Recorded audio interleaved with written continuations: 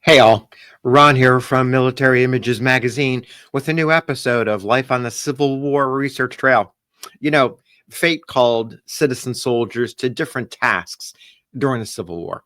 Some were destined to command, others to follow.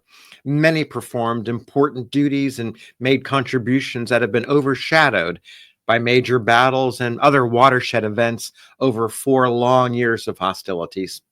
One of those soldiers is pictured here. He's 33-year-old George Frederick Betts, a successful attorney in New York City. Soon after the bombardment of Fort Sumter and the surrender of its U.S. garrison, Betts received an urgent invitation from a friend and fellow lawyer, the man pictured here, Rush C. Hawkins. Hawkins was catapulted into action by the shocking events in South Carolina's Charleston Harbor. Hawkins, educated at Norwich Military Academy and a Mexican War veteran, immediately set about organizing a regiment.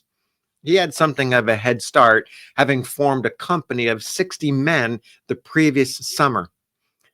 Hawkins was inspired to create this company after witnessing Elmer E. Ellsworth and his crack drill team of U.S. Zouave cadets. They had toured the United States in 1860, a whirlwind tour. Ellsworth introduced the Zouave uniform to the country, a distinctive design based on French Algerian patterns. Hawkins, after Fort Sumter, set about expanding his Zouave company into a full-blown regiment. And he needed help, so he put Betts in charge of the recruiting department. Betts had been an active member of New York City's 8th State Militia, and Betts had served as a field officer for some years and had gained respect for his tactical abilities on the battalion level. Betts rose to the occasion and met the moment. He poured all of his energies into the task of recruiting. Using his local militia and other connections, more than 2,000 men were enrolled in 3 days, more than twice the number they needed. One writer noted that the regiment, quote, was raised largely through his energetic efforts, end quote.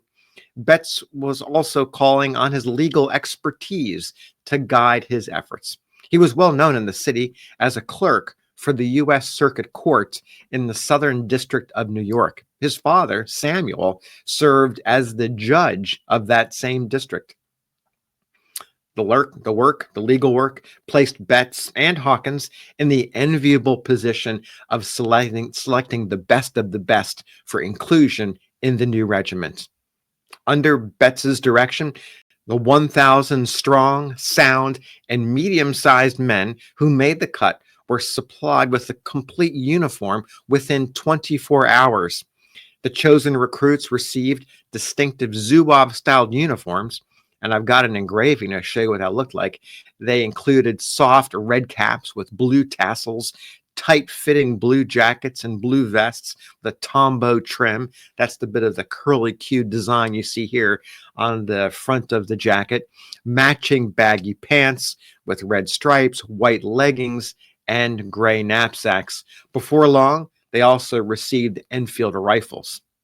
On April 19th, 1861, only a week after Fort Sumter and 4 days after President Abraham Lincoln had issued a call for troops to put down the rebellion, Hawkins' 1st Regiment of New York Zouaves, or Hawkins Zouaves, stood ready to be mustered into the Army. While awaiting formal muster, the new regiment made its temporary headquarters at Castle Garden Immigrant Depot, which, by the way, opened in 1855 to process immigrants and closed its doors in 1890 when Ellis Island replaced it. The New York Herald, the Daily Herald, described the men at Castle Garden during this period in 1861. Quote, the members are many of them practiced gymnasts. All are between 18 and 24 years of age and are ready for anything like fighting. The recruits are drilled almost incessantly and are wonderfully expert. The regiment is mostly easily quartered, for its members require nothing but space to lie down. Their blanket is their bed, covering, and roof, end quote. Here, At Castle Garden, the recruits learned the arts of soldiering and mustered into the state service, one company at a time, over a period of days. On May 4th, again at Castle Garden, the regiment mustered into the United States Army. A week and a half later, on May 13th, just a day and a month after Fort Sumter, the regiment received its official designation as the 9th New York Volunteer Infantry. Hawkins commanded as colonel, and Betts became second in command as lieutenant colonel. Betts's presence loomed large. According to the regimental history book, quote, the lieutenant colonel was an officer of very superior talents and attainments, an excellent tactician, and possessed of marked executive ability.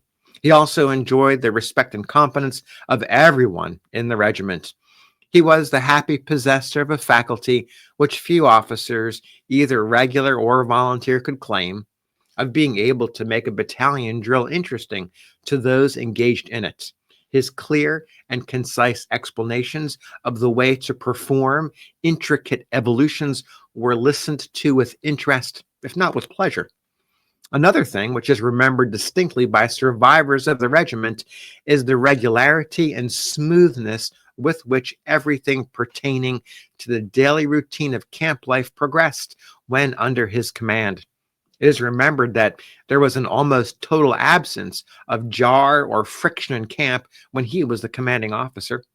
There were officers in the regiment toward whom more affection may have been felt, but none of them were more highly esteemed by them than Lieutenant Colonel Betts. End quote. It can be fairly stated that Betts's professionalism and leadership qualities went a long way to preparing Hawkins Zouaves for the many actions to come during its 2-year enlistment, including operations connected to Major General Ambrose E. Burnside's North Carolina campaign and the battles of Antietam and Fredericksburg. The regiment went into these fights with the war cry, "Zoo, zoo, zoo." But Betts would not be with the men through all of these ordeals. He resigned his commission a week after the culminating engagement of the North Carolina campaign, the Union victory at the Battle of Roanoke Island on February 7th to 8th, 1862. The resignation stung the men. Quote, he was a thorough soldier, and his loss was deeply regretted by the regiment. He was an excellent drill officer, perfect master of regimental and brigade tactics, and it was in large measure due to his persistent efforts that the Zouaves attained their noted proficiency in drill, end quote, according to the regimental historian. It's unclear exactly why Betts resigned, but the timing is curious. The Standard of London had recently published an editorial by an American in New York identified only as Manhattan. This essay railed on corruption in the form of plunder of millions of dollars of public monies by government officials from the public coffers intended for military purposes. Manhattan added that the practice extended to the judiciary, and he singled out in particular Lieutenant Colonel Betts and his father. Quote, the court in which all the British prize cases are tried has a nice judge. In fact, the United States District Court for this section is now for the benefit of one family, the Betts family. The scathing editorial continued. Judge Betts has been a judge nearly half a century. His son is a clerk of the same court. Father and son, being judge and clerk, are enabled to work a dark traverse and make $40,000 a year out of the clerkship. This same son is also a lieutenant colonel of a regiment of Zouaves and gets double pay, end quote. Manhattan suggested that President Lincoln himself look into this family district court. The fallout of these accusations remains unclear. Did Betts resign because the letter's implications had some basis in truth? Or perhaps did he resign his commission as a point of personal and family honor and to avoid tarnishing the good deeds of Hawkins Zouaves? Truth is, we may never know. his motivations for leaving the regiment. We do know that Betts returned to his lucrative career and became involved in philanthropic work with various organizations connected to the poor, the disabled, and other troubled Americans.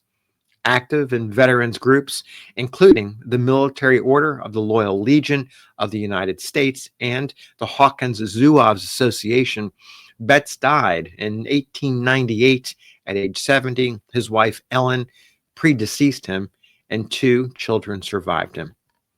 So, thanks for listening to the story of George Frederick Betts, the man who put the zoo in Hawkins Zouaves.